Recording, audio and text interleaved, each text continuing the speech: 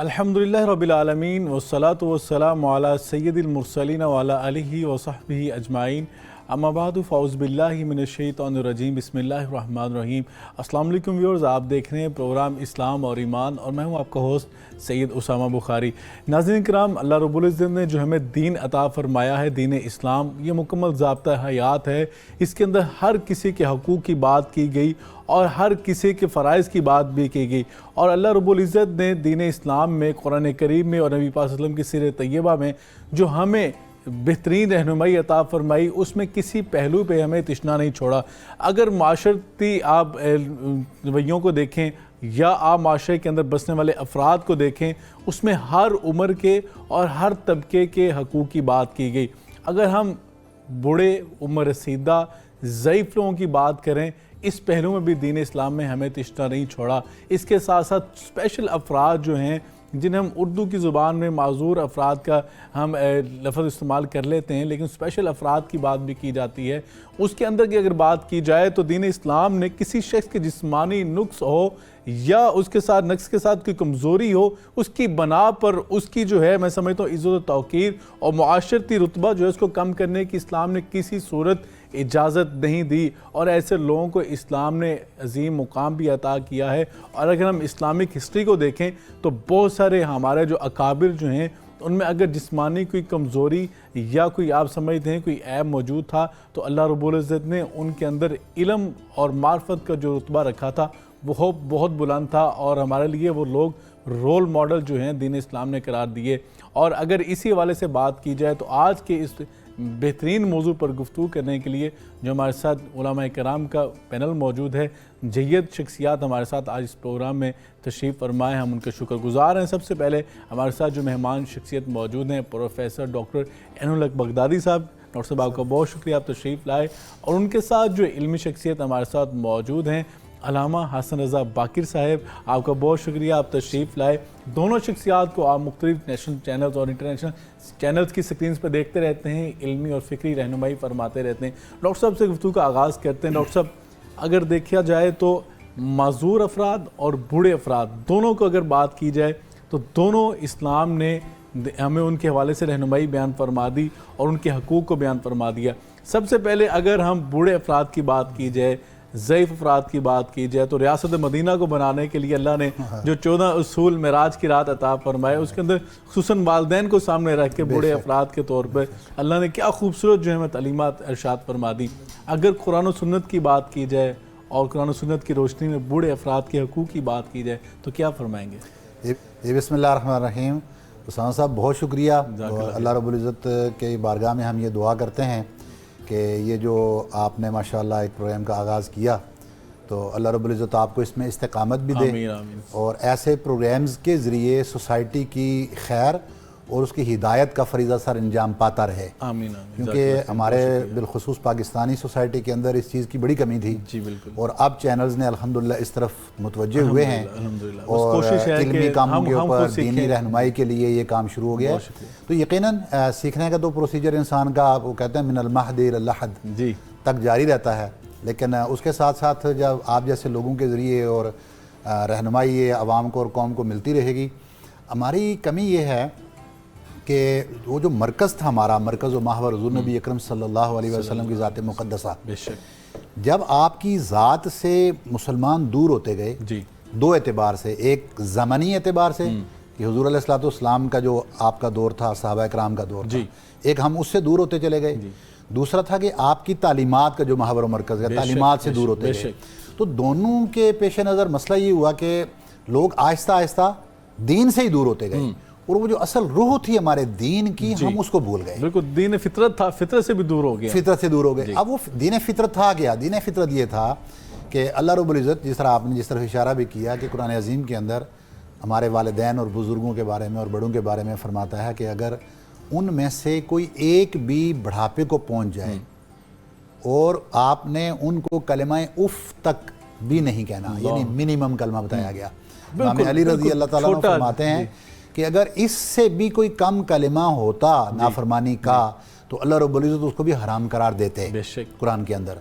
तो आपने जो बात की, मैं इसके ऊपर ना एक जुमला सिर्फ, मैं इससे पहले भी ये बात अर्ज़ किया हूँ कई जगहों पे لیکن میں اس کو اکثر اس کا استدلال کرنا اس لیے مناسب سمجھتا ہوں کہ آج کے نوجوان کے لیے اس کو سمجھنا بڑا ضروری ہے، کیونکہ آپ نے اسپیسیفک بڑوں کی بات کی ہے۔ بات یہ ہے بڑوں کی ہم کیوں عزت کرتے ہیں؟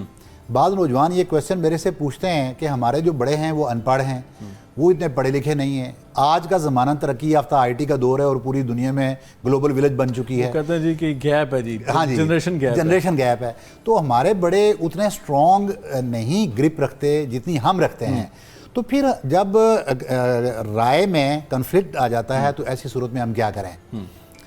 میں اس کے اوپر ایک جملہ ان کو کہتا ہوں کہ کچھ چیزیں وہ ہوتی ہیں جو آپ کسبی ہیں، کسب کے ذریعے ان کو حاصل کر لیتے ہیں تو آپ بڑے بن جاتے ہیں، کچھ چیزیں ایسی ہیں جو آپ کے کسب میں شامل نہیں، بالکل صحیح، وہ اللہ کی طرف سے ہیں، وہبی ہیں، جو رب نے کر دیا ہے نا، آپ اس کے ساتھ گیم آپ نہیں کر سکتے۔ اب بڑے کا جو میرے سے عمر میں بڑا ہے اور وہ ان پڑھ ہے، میں اس کی عزت اور احترام کیوں کروں؟ اس کے میں استدلال میں اس کو ڈیرائیو کروں گا سنت رسول سے۔ آپ علیہ السلام نے فرمایا خیر القرون قرنی ثم الذین یلونہم ثم الذین یلونہم، فرمایا بہترین دور کائنات کا وہ میرا دور ہے، صحابہ اکرام کا دور ہے، آپ علیہ السلام کا دور ہے۔ فرمایا اس کے بعد یہ ہوگا کہ اس سے کم تر دور آئے گا تابعین کا، پھر اس سے کم تبع تابعین کا، اور یہ اصول دے دیا آپ نیچے چلے آتے جائیں۔ گویا کہ اگر آپ کو یہ سمجھیں اسامہ بھائی کہ آپ اس سائڈ سے اگر کائنات عروج اور ترقی پر گامزن رہی تو کائنات کی ترقی کا جو نقطہ کمال تھا وہ آپ علیہ السلام کی بعثت اور آپ کی ولادت تھی۔ جب آپ دنیا میں آگے تو کائنات اپنے ارتقاء کو مکمل کر چکی، پہنچ چکی۔ اور ابن خلدون اپنی تاریخ کا جو مقدمہ لکھا انہوں نے تو اس میں ایک ٹائٹل انہوں نے بنایا ہوا ہے، وہ آپ دیکھیں گے وہ کہتے ہیں کہ ہر نقطہ کمال ابتدائے زوال ہوتا ہے۔ اللہ اکبر، یعنی کائنات جب اپنے کمال کو پہنچ جائے تو کمال کے بعد تو کوئی اور جگہ ہے نہیں جہاں اس نے جانا ہو، تو نتیجہ کیا نکلے گا کہ اب وہاں سے وہ گریجولی زوال شروع ہو جائے گا۔ گویا کہ کائنات آپ علیہ السلام کی ذات پر پہنچ کر اپنا کمال مکمل کر چکی ہے، اب کائنات زوال میں ہے، گریجولی یہ قیامت تک اپنے زوال کی طرف جا رہی ہے۔ بہترین دور فرمایا صحابہ کا۔ صحابی کی تعریف کیا ہے؟ وہ صحابی ہوتا ہے جس نے ایک نظر حالت ایمان میں آپ علیہ السلام کا چہرہ مقدسہ دیکھ لیا، چہرہ انور کو تک لیا، پھر حالت ایمان میں اس کا وصال ہو گیا، تو یہ ہے صحابی۔ اگر یہ صحابی، اس کا کوئی نہیں بتایا گیا کرائٹیریا، اتنی بڑی داڑھی ہو، اتنی بڑی پگڑی باندھی ہو، اتنی بڑی نماز پڑھتا ہو، پوری راتوں اللہ کی عبادت میں کھڑا رہتا ہو، ایسا نہیں ہے۔ حالت ایمان میں دیکھ لیا، حالت ایمان میں وصال ہو گیا۔ اب اس صحابی کے درجے کو پوری کائنات کے اولیاء کی عبادتوں کو جمع کریں، ان کی عظمتوں کو جمع کر لیں، وہ اس ادنا سے صحابی کے درجے کو نہیں پہنچ سکتے۔ اب مجھے بتائیں کہ اس کے بعد کون تھا؟ تابعی، تبع تابعی۔ تو جو میرے سے 4 دن پہلے پیدا ہو گیا ہے وہ حضور علیہ السلام کے زمانے کے میری نسبت زیادہ قریب، حضور کے زمانے کے زیادہ قریب ہے۔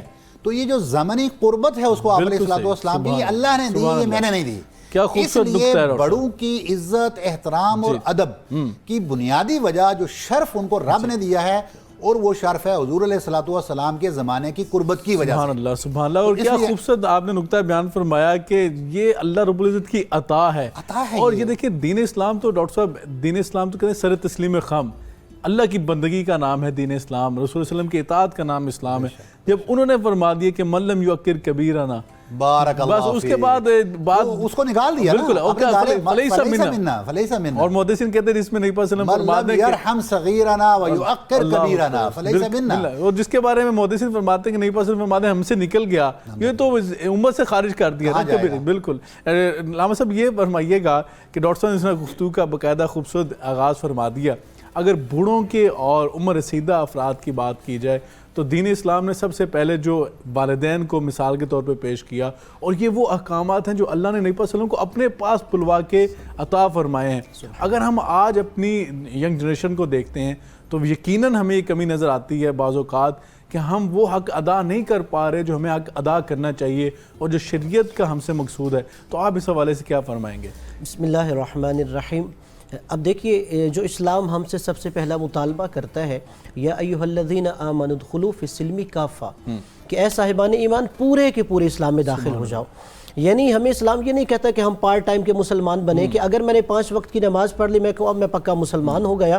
نہیں، یہ ہمیں عبادات کے ساتھ دیگر معاملات اور اخلاقیات کی طرف بھی متوجہ کرتا ہے. اس لیے یہ جو ایک ہمارا آج کا عنوان ہے وہ جو دین کا حصہ اخلاقیات اور حقوق سے متعلقہ ہے اس پہ ہمیں توجہ کرنے کی ضرورت ہے. اب جیسے آپ نے کہا کہ اگر ماں باپ خاص طور پہ بزرگ ہو جائیں یا معاشرے کے دیگر افراد، اس میں جو سورہ بنی اسرائیل میں اللہ نے حکم ارشاد فرمایا وہ انتہائی خوبصورت ہے. اما یبلغن عندک الکبر احدہما او کلاہما فلا تقل لہما اف ولا تنہرہما. گویا اس آیت میں جہاں ہمیں کچھ احکام بتائے گئے اس کے پیچھے ان کی نفسیات بھی سمجھائی گئی ہے کہ شاید جیسے انسان بوڑھا ہو جاتا ہے تو طبیعت میں تبدیلی آ جاتی ہے، چڑچڑا پن آ جاتا ہے، بیماری کی وجہ سے بھی آ رہتا ہے. بالکل ایسا ہی ہے. اب کیا کہا؟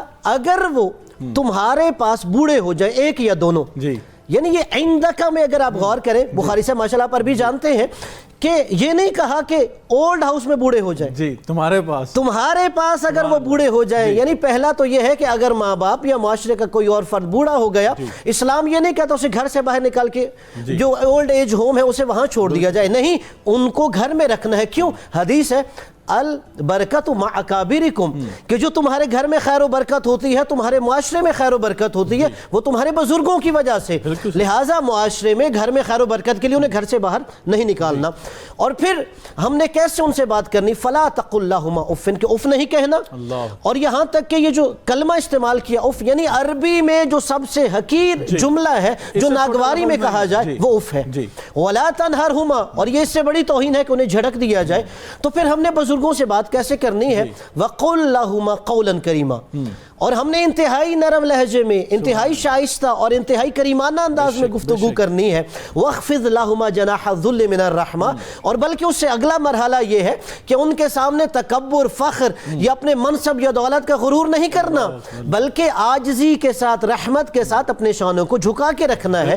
یعنی یہ جو ایک پہلا مرحلہ ہے کہ جو ہمیں عام طور پہ ان کے سامنے بیٹھنا کیسے ہے، بات کیسے کرنی ہے، اسلام نے یہی ہمیں بزرگوں کے حوالے سے بتایا ہے. بالکل صحیح ہے. اور دیکھیے جی بسم اللہ. اور پھر دیکھیے بزرگ کی جو ایک نفسیات ہے، اگر ہم وہ سمجھیں، آپ تھوڑی سی بھی اس کی خدمت کریں، اچھی گفتگو کریں، وہ آپ کو دعائیں دینے لگتا ہے. اور یقیناً ڈاکٹر صاحب، علامہ صاحب جو بیان فرما رہے تھے، یقیناً انسان جب والدین کے ساتھ ساتھ دیگر بزرگ جو ہمارے خاندان میں، جب ہم تھوڑا سا پیچھے چلے گئے 10-20 سال پیچھے، تو ہمارے گھروں میں تو یہ ماحول ہوتا تھا خاندانوں میں کہ صرف والدین نہیں ہماری بری باتوں پر جھڑکتے تھے، ہمارے بڑے محلے کے جو بڑے ہوتے ہیں، ہمیں ڈر ہوتا تھا کہ جو ہم کچھ غلط کریں گے. بڑی خوبصورت بات کی کہ اختیار دیا تھا ہمارے والدین نے. ہم گھر آ کے ڈرتے شکایتیں لگاتے تھے کہ ہمیں فلاں انکل نے جو ہے وہ لگا دی ہے یا ہمیں ڈانٹ دی ہے. تو ہمیں ڈر ہوتا تھا کہ ہمارے باپ کو شکایت نہ لگا دیں مسجد میں جب نماز پڑھنے جائیں کہ اس نے غلط کیا تھا. ڈاکٹر صاحب نے جنریشن گیپ کی بات کی، لیکن اس جنریشن گیپ کو ہمیں فل بھی کرنا ہے، تربیت بھی کرنی ہے. تو آپ کیا سمجھتے ہیں کہ آج جو نوجوان نسل ہے اس کو آپ کیسے سمجھتے ہیں ان کو تربیت دی جائے، ان کو ایجوکیٹ کیا جائے؟ کس طرح ایجوکیٹ کیا جا سکتا ہے ریاستی سطح پر اور خصوصاً والدین کی سطح پر کہ آپ نے بڑوں کی تربیت کرنی ہے؟ نہیں پسند ان کے پاس جب وہ ایک بندہ نوجوان آیا تھا تو آپ نے اس کی حرکات سکنات دیکھ کے جو ہے اندازہ لگا لیا تھا کہ یہ جو نوجوان ہے یہ صحیح جو ہے وہ طور طریقے تربیت کے ادا نہیں کر رہا. تو آپ کیا فرمائیں گے تربیت کس نہج پہ کی جا سکتی ہے؟ اچھا سامعین، بنیادی جو چیز ہے ہماری وہ یہ ہے، میں کیونکہ پریکٹس میں ہوں جی، اور اللہ رب العزت کا یہ کرم ہے کہ رب تعالیٰ نے ہمیں بھی یہ توفیق دے رکھی ہے کہ تعلیم اور تعلم اس شعبے سے منسلک ہیں، تو میں پریکٹیکلی اپنی لائف کے اندر ان چیزوں کو پریکٹس کرتا ہوں. جی، تو میں وہی چیزیں شیئر بھی کرتا ہوں. میں جب بھی ٹی وی چینل کسی جگہ پر بھی بیٹھتا ہوں، اصل میں ڈاکٹر صاحب یہ چیزیں ہوتی ہیں جو امپلیمنٹ بھی کی جا سکتی ہوں. اچھا، اس میں یہ ہوتا ہے کہ ہمارے اسی طرح سے ایک ڈپارٹمنٹ میں میں جاب کرتا تھا، وہاں پر ہمارے ایک بزرگ تھے، تو بزرگ تھوڑے ہارڈ طبیعت کے تھے. جی، اچھا، اس میں یہ ہوتا تھا کہ میں جب نیا وہاں پہ شفٹ ہوا تو مجھے پتہ یہ چلا، جب بھی وہ بلاتے کسی کو، آواز دیتے، کوئی ان کو اپنے گھر کا کام کاج ضرورت پڑ جاتا، ان کے پاس کوئی اور ہیلپر نہیں تھا. ٹھیک، تو وہ لڑکے نہ چھپ جاتے. تو میں نے ان سے پوچھا کہ یار آپ کیوں نہیں؟ میں نکل کے چلا جاتا فوری طور پہ، حالانکہ میں ان سب سے بڑی عمر کا تھا. میں چلا جاتا، میں پوچھتا آپ کیوں نہیں یہ کام کرتے؟ تو وہ کہتے کہ وہ نا بزرگ کیونکہ ہیں، بولتے رہتے ہیں، ہر وقت بلا لیتے ہیں، یہ وہ ہے. میں نے ان کو ایک جملے پہ لے کے آیا، وہ تھا عادل. اللہ رب العزت کی صفات میں سے ایک صفت ہے عادل. سبحان اللہ. ٹھیک ہے، جو اللہ کا سسٹم آف جسٹس ہے اس میں عدل کے اندر شک کرنا کفر ہے. بے شک بے شک. ٹھیک ہے. اب وہ کیا ہے؟ ایک حدیث پاک ہے اسی کے تحت ہے. آپ علیہ الصلوۃ والسلام نے فرمایا کہ کوئی نوجوان جو من احترما و اکرما شابن شیخن، جی، کہ جس نوجوان نے کسی شیخ بوڑھے کی بزرگ کی عزت کی تو اللہ رب العزت اس کے لیے کیا کرے گا کہ قید اللہ لہو من اکرم لسنہ عند سنہ، کہ اللہ رب العزت جب وہ بوڑھا ہو جائے گا تو اس کے بدلے میں اس کے لیے کچھ لوگوں کو مقرر کر دے گا جو اس کی احترام و عزت کریں گے. سبحان اللہ. تو گویا کہ میں اسی سسٹم آف جسٹس کی طرف لٹا کر لے جاؤں گا نوجوانوں کو کہ خدا را آپ سب نے بوڑھے ہونا ہے. بالکل. ہمیں کوئی پتہ نہیں، ہم میں سے کوئی یہ پروانہ لے کر نہیں آیا کہ اس نے کب مرنا ہے. جی. تو دو کام کریں. ایک، اپنی صحت کا خیال رکھیں. بالکل ٹھیک. اپنی صحت کو اتنا سٹرونگ رکھیں، اپنے ویٹ کو اتنا مینٹین کریں کہ گویا کہ آپ کو 100 سال سے اوپر زندہ رہنا ہے. بالکل صحیح. جب آپ 70 سال سے اوپر جائیں تو کم از کم اتنا وزن ہو آپ کی ہڈیاں اٹھا کے اس کو چل سکیں. بالکل صحیح، آپ خود چل سکیں. نمبر 2، اپنے بڑوں کے ضعیف اور کمزور افراد کی اتنی مدد کریں کہ جب آپ بوڑھے ہو جائیں تو آپ کو کہیں اس کمی کا سامنا نہ کرنا پڑے. ہر فرد، وہ آپ کی اولاد ہو، آپ کے رشتہ دار ہوں، یا آپ کے جاننے والے ہوں، یا آپ کے تلامذہ ہوں، یا آپ کے بغل میں پڑوس میں رہنے والے لوگ ہوں، وہ اس بڑھاپے کے اندر آپ کا سہارا بن جائے. بے شک بے شک. تو جب ہم اپنے پرانے سسٹم کو کنورٹ نہیں کریں گے، کمی پاکستان میں کس چیز کی ہے؟ جی. علامہ صاحب سیریا میں رہ کر آئے ہیں، میں 6.5 سال عراق میں رہا ہوں. میں نے جو عراق کا مشاہدہ کیا لوگوں کا، وہ رات کے ٹائم پہ عصر کے بعد ان کا ایک ٹائم ہوتا تھا تو وہاں بہت بڑے بڑے مکہ خانے بنے ہوتے تھے. 300 400 افراد کی سیٹنگ ارینجمنٹ ہوتی تھی. وہاں پر صرف چائے ملتی تھی بس. اور باقی کیا ہے کہ بوڑھے لوگ اور نوجوان ٹیم یہ مل کر وہاں بیٹھتے تھے. ٹیمیں بن جاتی تھیں. شعراء کی ٹیم ہے، قصیدہ گو کی ٹیم ہے، ادیب کی ٹیم ہے، مختلف لوگوں کے وہ ٹولیاں بن کر بڑے اپنی ثقافت کو ان نوجوانوں میں ٹرانسفر کرتے تھے. اللہ اکبر. ان نوجوانوں کو اب پتہ تھا کہ جب ہمیں مہمان نوازی کہیں پر لے کر جایا جاتا تو اس گھر کا نوکر ہمارے لیے کھانا لے کر نہیں آتا تھا. بالکل صحیح. جو آج ہم نے گھر میں نوکر رکھا ہوتا ہے اور اس کی انسلٹ کر رہے ہوتے ہیں لوگوں کے سامنے، اس کا نوکر نہیں. میں نے بڑے اعلیٰ درجے کے شیوخ دیکھے. میں اپنے پاکستان کے پیرانے کرام اور شیوخ کو یہ بتانا چاہتا ہوں، میں نے صاحب کرامات شیوخ سبحان اللہ دیکھے، خدا کی قسم، جن کے بیٹے اپنے سروں پر کھانا اٹھا کر ہمارے لیے لے کر آتے تھے کہ یہ مہمان ہیں ہمارے، اور ان کی تکریم ہمارا فرض ہے. یہی تربیت تھی جو میں سمجھتا ہوں پریکٹیکل تربیت کی گئی. اور ان اقوام کو دیکھیں کہ ان کا تربیت کا جو انداز ہے وہ کتنا خوبصورت ہے، اور اس کے آگے جو چینجز جو آ رہے ہیں ان کی جنریشن کے اندر وہ کتنا خوبصورت. ایگزیکٹلی. میں صرف ایک یہاں پہ ایڈ کر کے تاکہ آپ آگے نکلیں، وہ یہ ایڈ کروں گا کہ آج یہ جو گیپ ہمارا پیدا ہوا ہے نا، اس گیپ کے اندر ایک بہت بڑا نا وہ ہب لگی ہوئی ہے. وہ ہب ہے انٹرنیٹ اور موبائل کی. نوجوان کو اور بڑوں کو انٹرنیٹ اور موبائل نے آپس میں قریب بیٹھے ہوئے کو بھی اتنا دور کر دیا ہے کہ جیسے صدیوں کی مسافت ہو. جی بالکل. خدا را اس چیز کو مینیج کریں. بالکل ٹھیک. اپنے گھروں کے اندر میں کئی بار، یہ ابھی بھی چند دن پہلے بھی میں نے ایک افطار ٹرانسمیشن میں یہ جملہ کہا تھا، اور میں نے کہا کہ میں اس لیے یہ کہہ رہا ہوں کہ میں اپنے گھر میں اس کے پریکٹس کرتا ہوں. میرے گھر میں ٹی وی نہیں ہے، اور پچھلے شاید 15 سال سے نہیں ہے. ٹی وی نہیں ہے گھر میں. عجیب. کمپیوٹر میں نے بچوں کو اس لیے نہیں دیا تھا کہ اب میرا بیٹا یونیورسٹی گوئنگ ہوا ہے تو میں نے کمپیوٹر لے کر دیا ہے. موبائل میں نے بیٹے کو لے کر دیا تو 7 سال پہلے جو میرے پاس موبائل تھا وہ موبائل آج میرا بیٹا یوز کر رہا ہے صرف واٹس ایپ کے لیے اور کال کے لیے. تاکہ ان چیزوں، اب اس میں اگر مجھے کوئی یہ کہے کہ آپ تخلف پسند ہو، آپ نے بچوں کو جدید ٹیکنالوجی سے دور کر دیا، تو میں نے کمپیوٹر گھر کی مین لابی میں لگا کے دیا ہے، انٹرنیٹ وہاں لگا کے اب دیا ہے تاکہ نظر کے مین لابی میں کہ بچوں پہ نظر رہے کیا ہے اور کتنا ٹائم ہے، اور کیا 24 گھنٹے بچے صرف کمپیوٹر پہ بیٹھے ہوئے ہیں. یقیناً ڈاکٹر صاحب یہ بڑی خوبصورت بات ہے. آپ کو یقیناً چینج لانے کے لیے ہارڈ سٹیپ لینے پڑتے ہیں، اور جب ہارڈ سٹیپ آپ لیتے ہیں یقیناً پھر ہی چینج آتا ہے. اور چینج لانے کے لیے اگر آپ بحیثیت بچوں کو اپنے پاس بٹھائیں. بالکل. اگر آپ دیکھیں بہت سارے لوگ دیکھتے ہیں کہ جب آپ اپنے والد کا جوتا اٹھا کر مسجد سے نکلتے ہوئے ان کے آگے رکھیں گے تو کل آپ کا بیٹا بھی آپ کا جوتا اٹھا کے آپ کے آگے رکھے گا. یہ آپ کو اس کو تربیت کا ماحول دینا پڑے گا. ناظرین ہم ٹائم ہوا بریک کا، بریک کے بعد آپ کو علماء کرام سے مزید سوالات کرتے ہیں.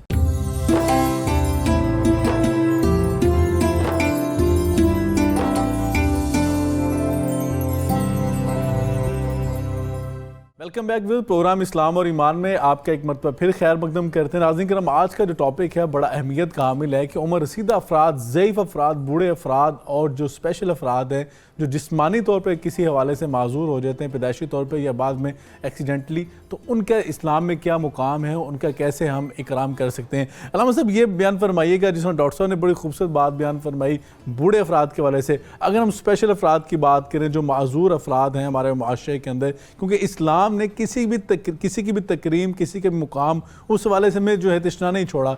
मजूर अफराद के अगर हुकूक की बात की जाए तो इस्लाम क्या इस हवाले से में तालीमात बयान फरमाता है। अब देखिए, सबसे पहले तो जैसे कुरान ने कहा वलक़द करमना बनी आदम, कि हमने औलाद आदम को इज़्ज़त व तकरीम दी है। अब कोई माजूर है या माजूर नहीं है, हमें इसे एक तरफ रख के पहले जो एक इंसानियत की तकरीम है हमें वो इज़्ज़त और तकरीम उसे देनी चाहिए। और सबसे पहले माशरती अलमिया ही ये है, उसे वो इज़्ज़त व तकरीम ही नहीं मिल रही होती। हालांकि सूरह हुजुरात में जो अखलाकी अहकाम बयान किए गए उसमें वाज़ेह तौर पर कहा गया कि कोई मर्द किसी दूसरे मर्द का तमस्खुर मजाक ना उड़ाए, और इसी तरह कोई औरत किसी दूसरी औरत का तमस्खुर या मजाक ना उड़ाए। हो सकता है कि वो उनसे बेहतर हो। और फिर कहा वला तलमिजू अनफुसकुम वला तनाबदू बिल अलकाब, और इसी तरह एक दूसरे की ऐब जोई भी ना करो और बुरे अलकाबात से याद ना करो। हमारे माशरे में अलमिया ये भी है कि अगर किसी के अंदर कोई खास माजूरी है तो उसे किसी बुरे लक़ब से याद किया जाता है। यानी पहले उसकी जो इज्जत और तकरीम है, पहला मरहला हमें वो अपने दिल में पैदा करनी चाहिए और माशरे को देनी चाहिए।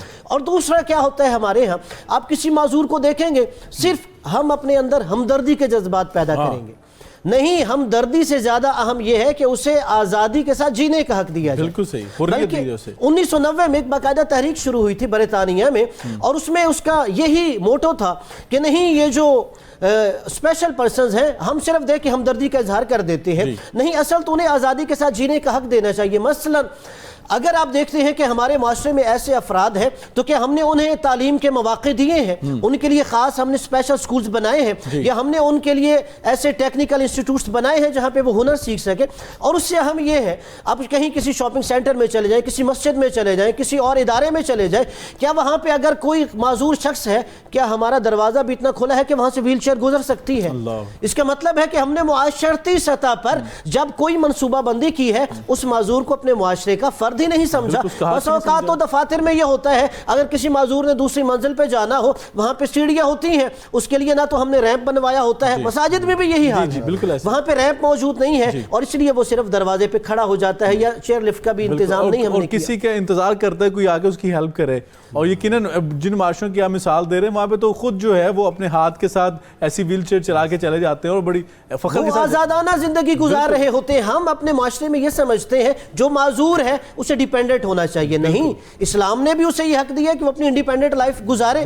और इसी तरह मुआशरे भी यही तकाजा करते हैं कि उन्हें आजादाना जिंदगी गुजारने का हक देना चाहिए। बल्कि अब तो ये है कि अगर मैं हुकूमती जिम्मेदारियों को एक तरफ रख के ये अर्ज करना चाहूंगा कि हमें यह देखना चाहिए कि हम इनफिरादी तौर पर क्या कर सकते हैं। जैसे कुरान ने कहा कि अगर कोई नाबीना है या कोई अगर लंगड़ा है तो उसमें कोई हर्ज नहीं है, बल्कि उसका हक उसने अल्लाह तबारक व तआला ने रिश्तेदारों के माल में रखा हुआ है। और यहां तक कि अगर कोई इंसान मुआशरे में जब रहता है तो मुआशरे के ये जो अफराद हैं उनके लिए हमें इनफिरादी तौर पर अपनी जिम्मेदारियां अदा करनी चाहिए, ना कि हम रियासत की तरफ से। बिल्कुल, अल्लामा साहब ने बड़ी खूबसूरत डॉक्टर साहब बात बयान फरमाई, इन्नमा तुनसरूना व तुरज़क़ूना बिज़ुआफ़ाइकुम। बिल्कुल, इनकी वजह से हमारे रिज़्क़ में जो इजाफा होता है और अल्लाह रब्बुल इज़्ज़त हमारी मदद फरमाते हैं। अल्लामा साहब, डॉक्टर साहब ये बयान फरमाइएगा कि अगर हम स्पेशल अफराद की बात की जाए तो अल्लामा साहब ने बड़े खूबसूरत तरीके से एलैबोरेट किया कि हमें उन्हें जो है वो महरूमी का एहसास नहीं होने देना चाहिए। यकीनन हमने बहुत सारे ऐसे असलाफ देखे हैं, अकाबिर देखे हैं जिनमें ज़ाहिरी तौर पे कोई एक एबिलिटी जो थी वो नहीं थी, लेकिन दीगर जो उनकी खिदमात हैं वो तो मैं समझता हूँ जो एक पूरा कंप्लीट एक परफेक्ट पर्सन है उससे ज़्यादा जो उनकी खिदमात है और ज़्यादा अल्लाह रब्बुल इज़्ज़त ने उनसे हमें इस्तेफादा करने की सादत हासिल फराहम की है। तो आप क्या फरमाएंगे इस हवाले से कि जो इस्लामी रियासत है उसके अंदर जो ऐसे अफराद हैं स्पेशल, उनके हकूक़ का कैसे ख्याल रखा जाना चाहिए?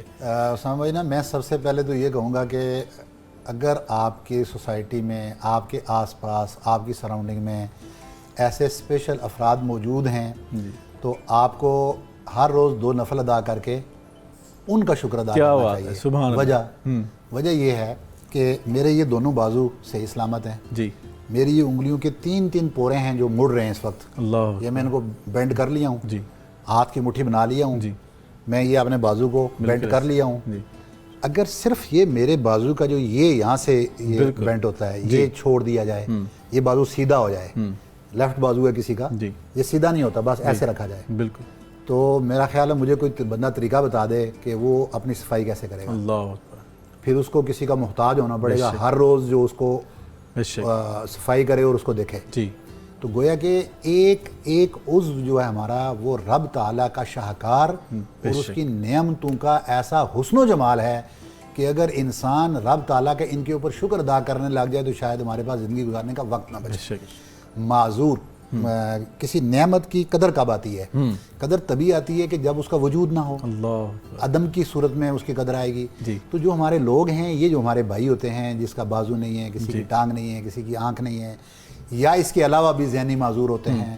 اب ذہنی معذور تو خیر معذرت سے ہم پاکستانی سارے تقریباً ذہنی معذور بن چکے ہیں، اور ہمیں بن چکے ہیں یا بنا دیا گیا ہے، کیونکہ پوری دنیا کی ایک الغار ہے جو مل کر اس وقت پاکستانی عوام، پاکستانی نوجوان سب کے لیے کام کر رہے ہیں کہ یہاں کی تعلیم کا کرائٹیریا اس طرح بدل دیا جائے کہ لوگ ذہنی معذور بن جائیں۔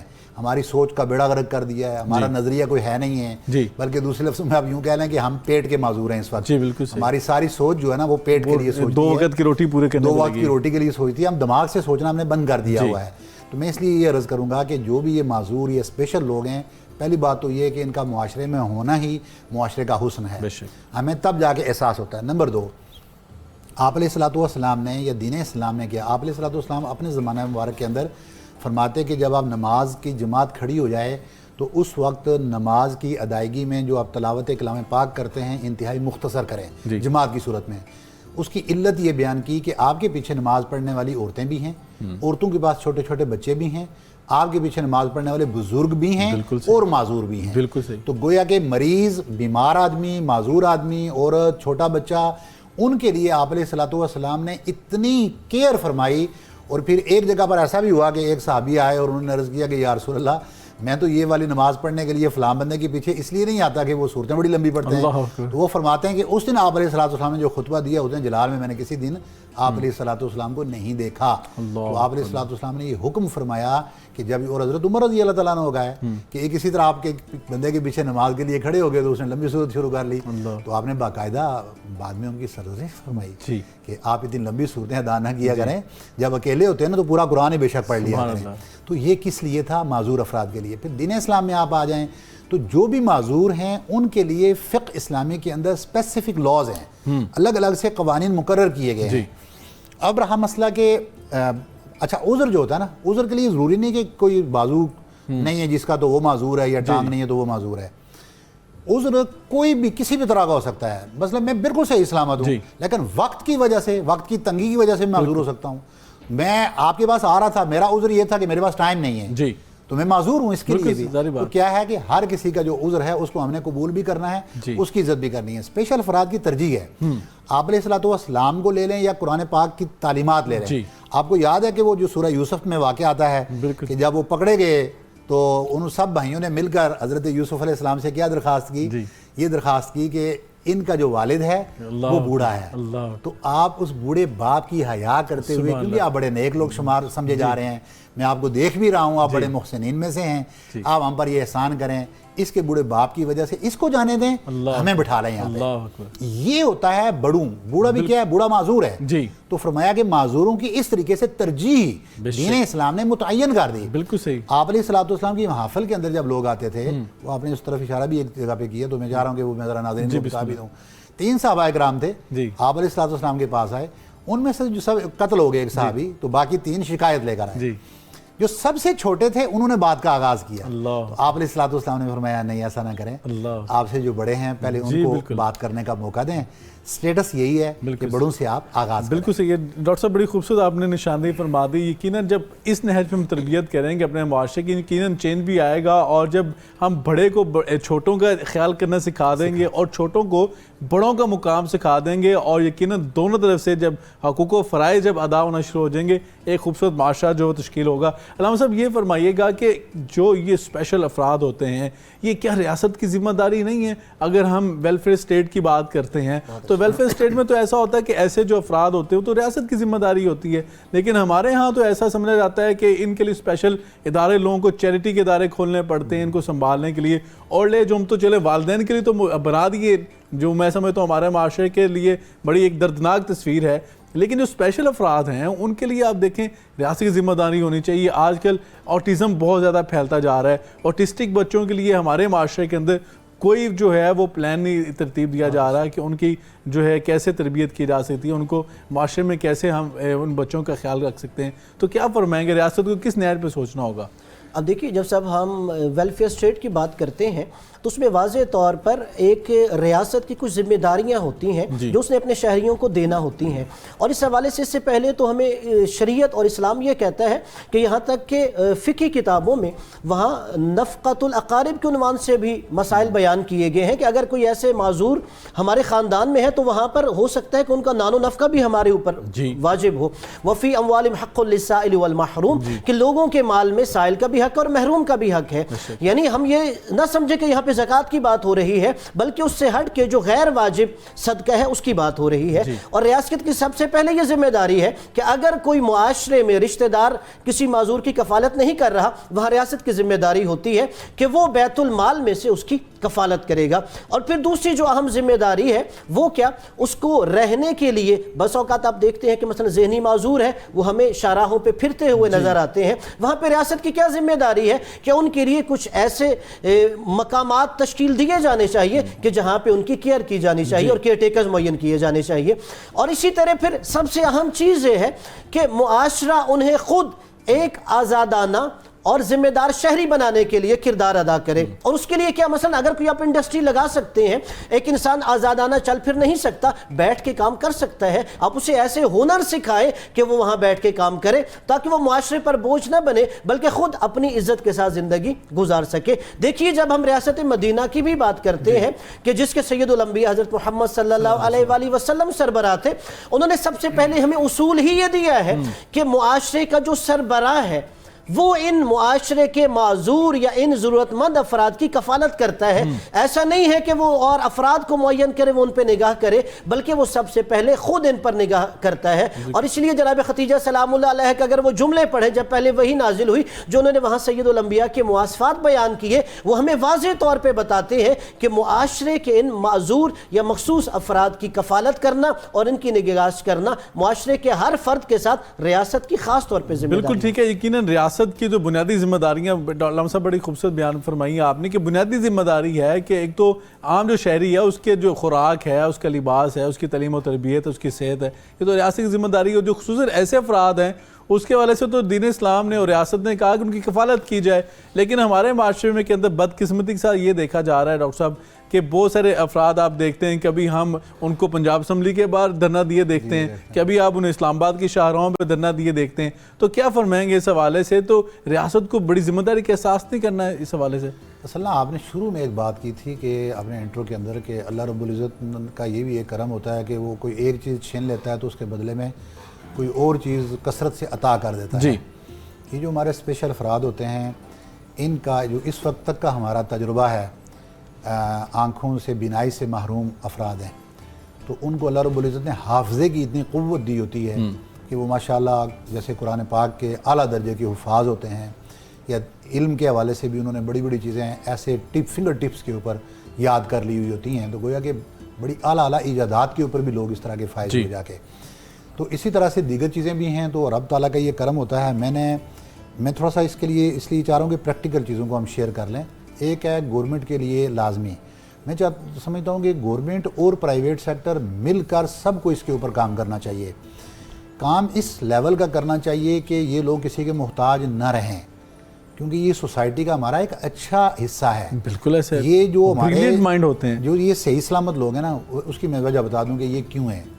دیکھیں ہمیشہ انسان سیکھتا کس چیز سے؟ عاجزی سے۔ جی، جو بندہ صحیح سلامت ہوتا ہے، نہ بیمار ہوا، اعضاء سارے درست ہیں، شکل و صورت اچھی ہے، سر اس میں نا تھوڑا سا نوع من التکبر، اس کے اوپر تکبر کی ایک نا چھوٹی سی قسم اس میں آ جاتی ہے. اللہ اگر بندہ کہتا ہے نا جب بالکل صحیح سلامت ہوتا ہے تو وہ اپنے آپ کو چھوٹا سا خدا سمجھتا ہے. جی جب وہ معذور ہوتا ہے نا, بیمار ہوتا ہے, اس کو پتہ چلتا ہے نہیں میں تو کچھ بھی نہیں ہوں, میں تو اتنا صحت مند ہٹا کٹا تھا, میں تو بڑے بڑے ویٹ اٹھا لیتا تھا, پہلوانوں کو بچھاڑ دیتا تھا, چھوٹا سا بخار ہوا میں چارپائی پہ لگ گیا, مجھے پھر اس کو خدا کی یاد آتی ہے.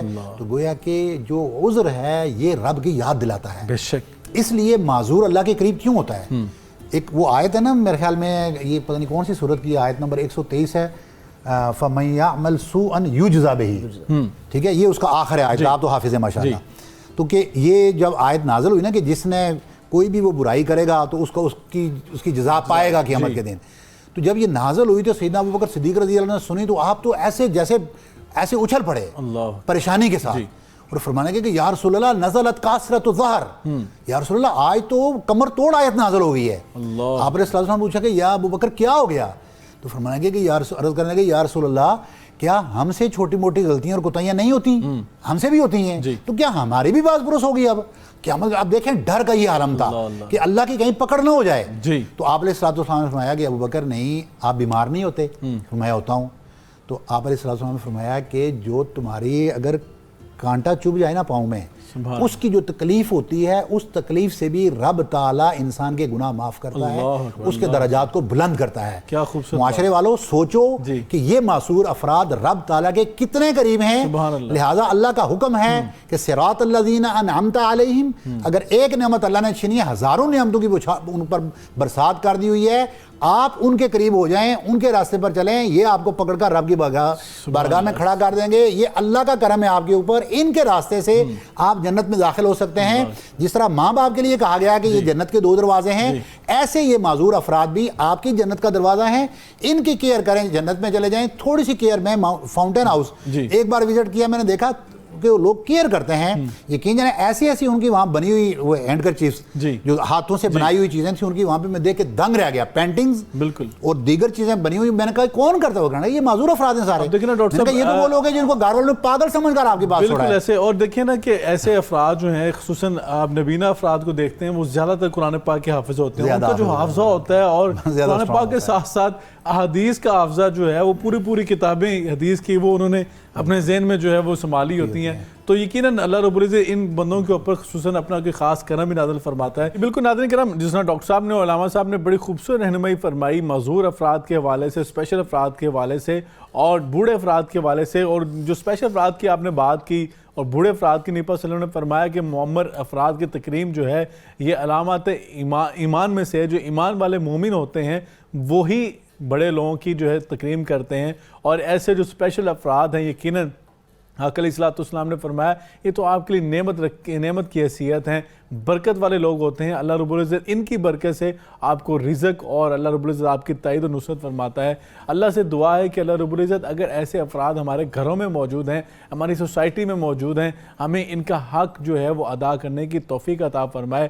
جو ان کا مقام ہے معاشرے میں وہ دلانے کی کوشش کیا کریں. اور ایسے افراد اگر آپ کو نظر آئیں تو ان کے ساتھ زیادہ بہتر سلوک کرنے کی کوشش کریں, کیونکہ ان کے دل کی نکلی دعا جو ہے انشاءاللہ اللہ کے ہاں رد نہیں ہوگی اور آپ کے حق میں ضرور قبول ہوگی. اور ناظرین کرام, اگر آپ کے گھر میں بوڑھے والدین موجود ہیں, ان کی آپ عزت کریں, تکریم کریں, ان کے ساتھ حسن سلوک کریں اور ان کا خیال رکھیں, ان کی خدمت کریں. یقیناً ان کی خدمت کرنے سے آپ کو دنیا کی اور آخرت کی انشاءاللہ بھلائیاں بھی ملیں گی اور کامیابی بھی ملیں گی. اور اگر آپ کے والدین وفات پا چکے ہیں تو آپ کے والدین کے رشتہ دار و اقارب ہیں, چچا ہیں, خالہ ہیں, ماموں ہیں, تایا ہیں, ان کی عزت احترام اسی طرح کریں جس طرح آپ اپنے والدین کا کرتے ہیں. اللہ رب العزت ان ساری نیکیوں کو اپنی بارگاہ میں قبول فرمائے لے. میں ڈاکٹر صاحب کو اور علامہ صاحب کا بہت شکریہ ادا کرتا ہوں, آپ نے اس موضوع پر بہترین طریقے سے ہماری رہنمائی کی ہے.